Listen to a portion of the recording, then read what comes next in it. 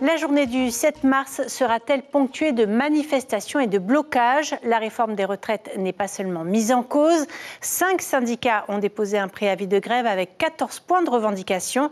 Le ministre de l'économie, Yvonnick Raffin, et la ministre du Travail, Virginie Bruand, ont reçu l'intersyndicale cet après-midi à la présidence. Les négociations ont-elles abouti? Le reportage de Stéphane Ratineau et Sandro Ly. Certains y verront un effet d'aubaine, une convergence des luttes syndicales.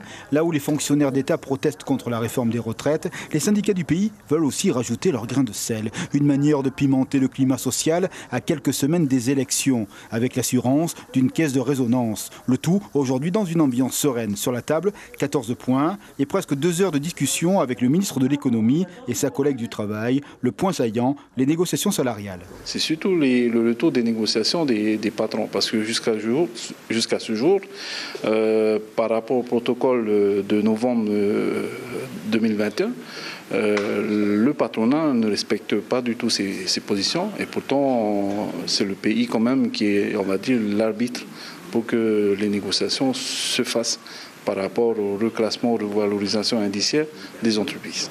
Ainsi, lundi, les représentants des entreprises rencontreront les syndicats de salariés à la veille de la mobilisation des fonctionnaires. Ici, le statut de la Polynésie fait de la retraite un sujet autonome. Les syndicats s'opposent à l'âge de 64 ans et demandent même une modification de la loi de pays. 38 ans de cotisation ou 62 ans et non plus les 2 critères cumulés dans le texte en vigueur. C'était le bon moment de faire en sorte de montrer que nous sommes unis aussi au niveau des syndicats. Il faudrait peut-être que les politiques soient unis aussi, mais ça c'est leur problème. Aujourd'hui, ce n'était pas une veillée d'armes, mais bien un rappel des syndicats de leur importance dans le débat civique. On va éviter effectivement une grève générale puisqu'on va signer normalement notre protocole lundi à 16h, le temps de le rédiger.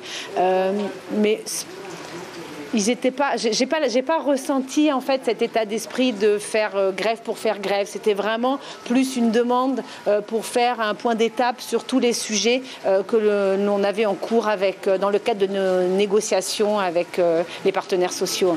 Ainsi, tout le monde se retrouve lundi après-midi pour faire le point avant la décision syndicale. L'information en continu sur Polynésie la première, Internet et réseaux sociaux.